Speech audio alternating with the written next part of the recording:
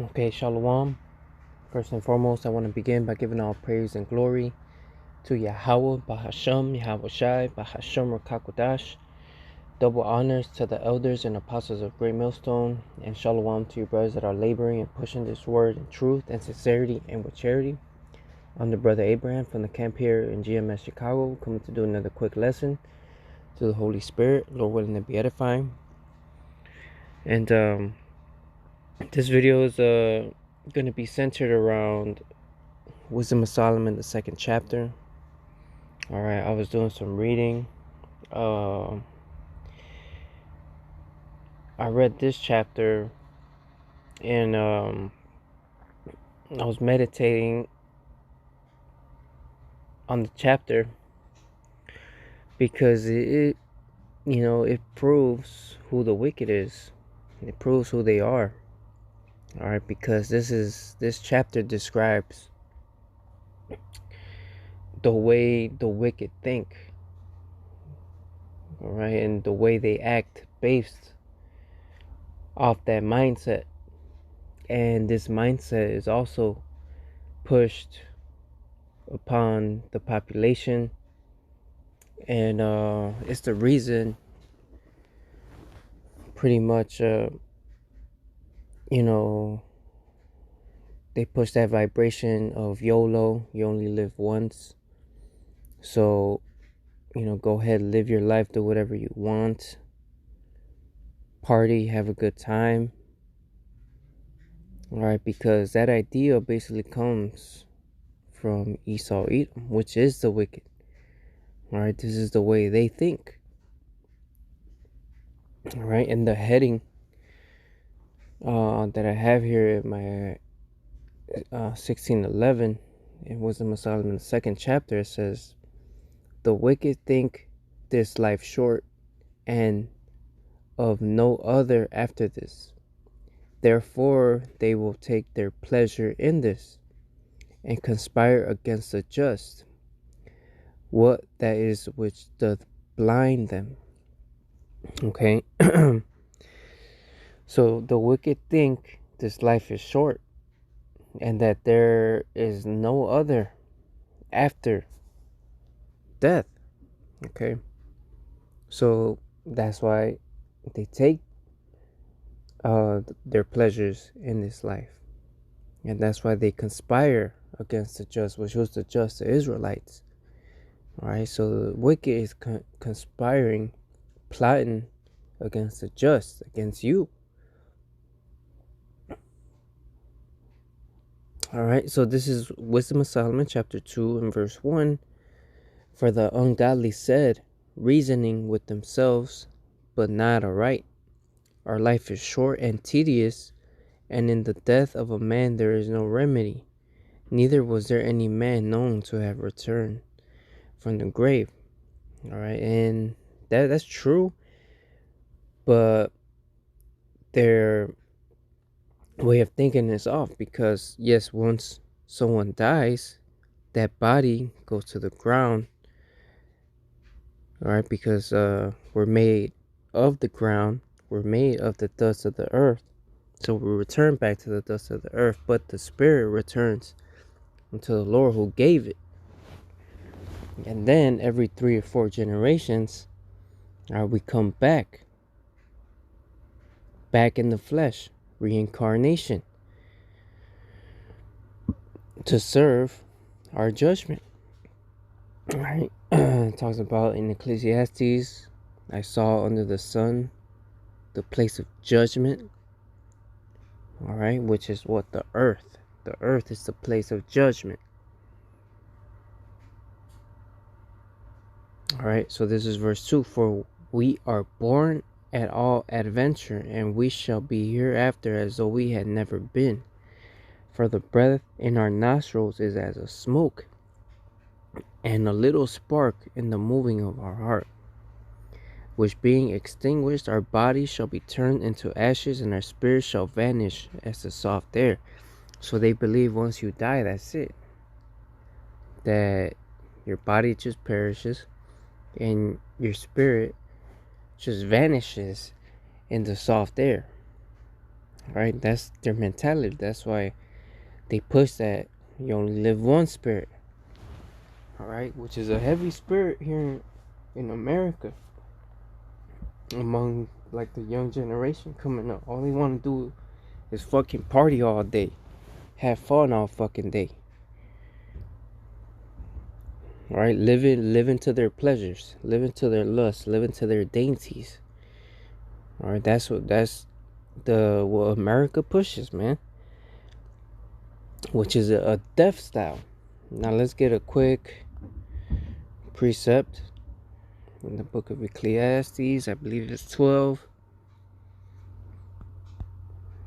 Let me see.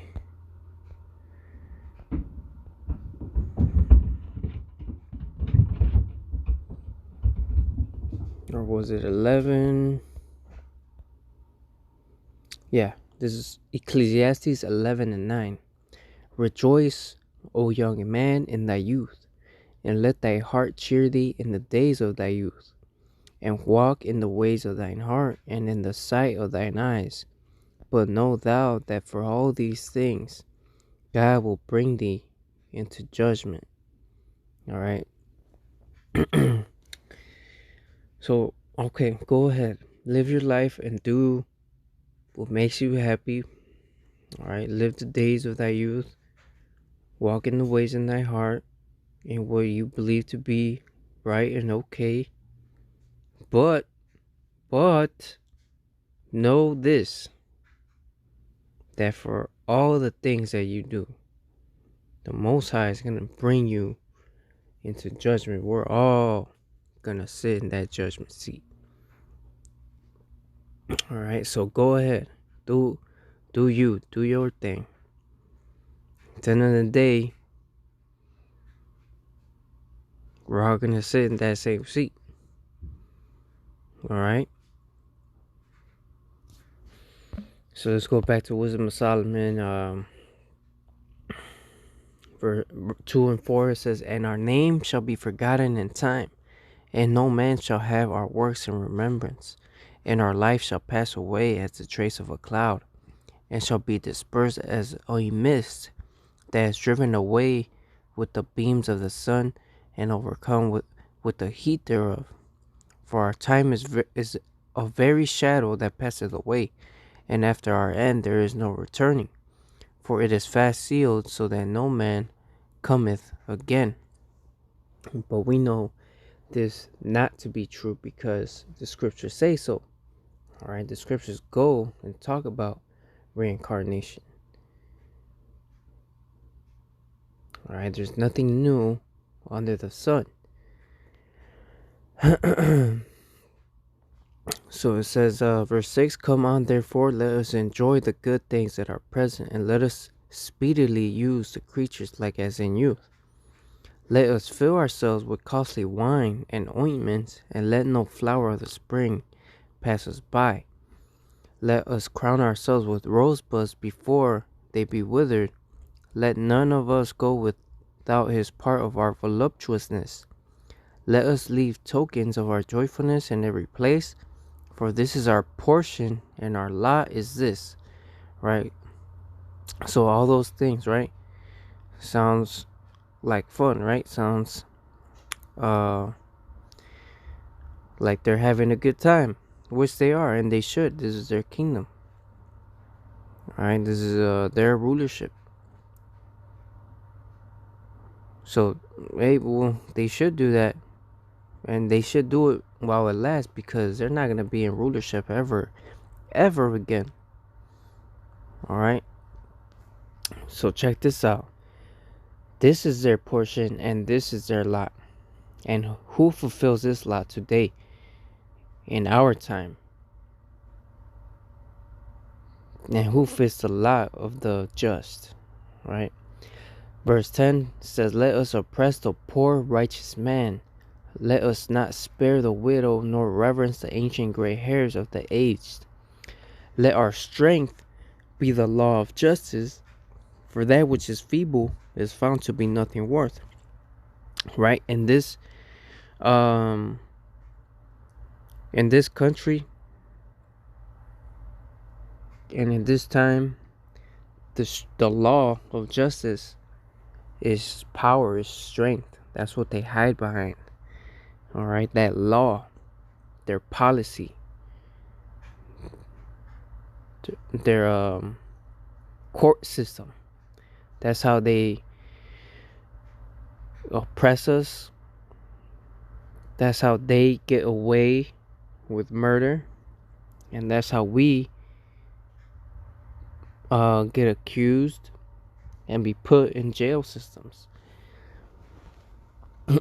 Okay.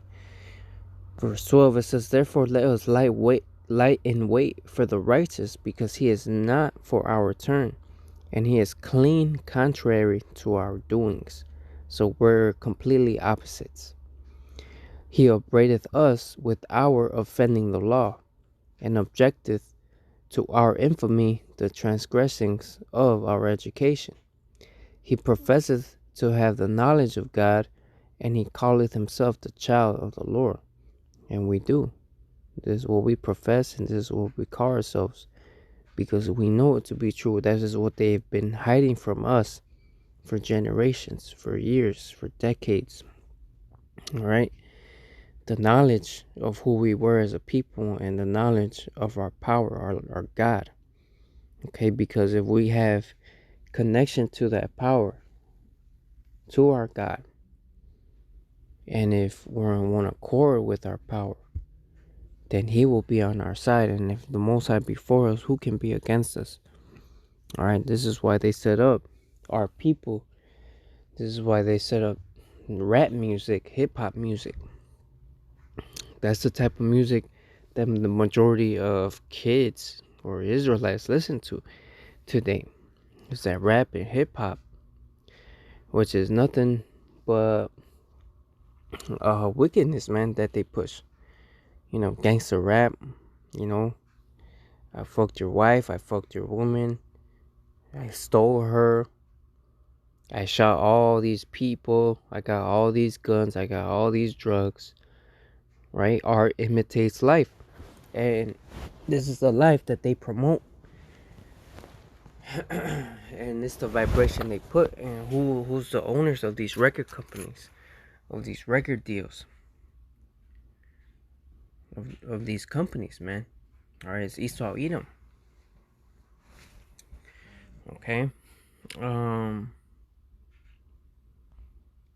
Verse 14, it says, "He was made to reprove our thoughts. He is grievous unto us even to behold. For his life is not like other men's, his ways are of another fashion." Again, we're completely opposites. We're different creatures, man. Formed differently. "We are esteemed of him as counterfeits. He abstaineth from our ways as from filthiness. He pronounces the end of the just to be blessed. And maketh his boast that God is his father." And yeah, man, that's exactly right. That's what we boast in, which we should do, rightfully so. Verse 17, "Let us see if his words be true, and let us prove what shall happen in the end of him. For if the just man be the son of God, he will help him and deliver him from the hands of his enemies."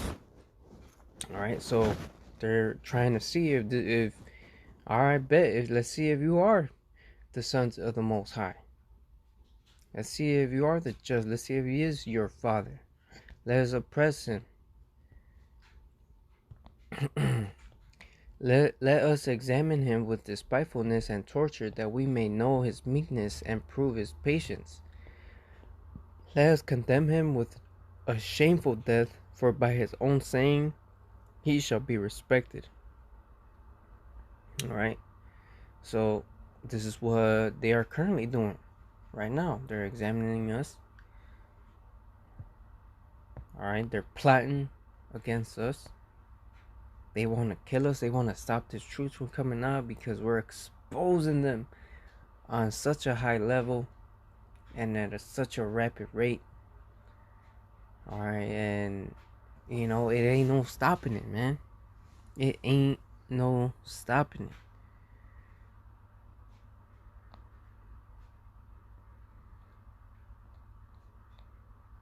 All right. So that's it for that Wisdom of Solomon, the second chapter. Let's get Psalms, I believe it's 14. Yeah, Psalms 14:1. It says, "The fool hath said in his heart, there is no God. They are corrupt. They have done abominable works. There is none that doeth good." All right. So the fool has said in his heart that there is no God. That's the wicked. They don't believe, or they're not faithful people. They're carnal people. All right. That's why they always need something tangible or something they can see in order to believe something. Alright, that's why they were like, alright, let's see if he is the son of the Most High. Let's see if he is. Let's see if the Most High is his father. Let's oppress him. Let's despise him. For if he is, then his God will protect him. Alright? That's just the way they think, man. And then let's get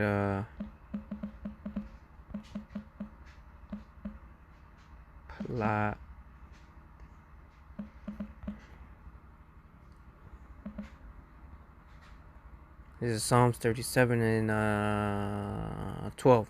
The wicked plotteth against the just, and gnasheth upon him with his teeth. The Lord shall laugh at him, for he seeth that his day is coming. Alright? So the Most High is over there laughing at the wicked, laughing at Esau Edom. Esau Edom's over here thinking he's gonna get away with one. Or gonna get away with touching his prophets, plotting against his prophets.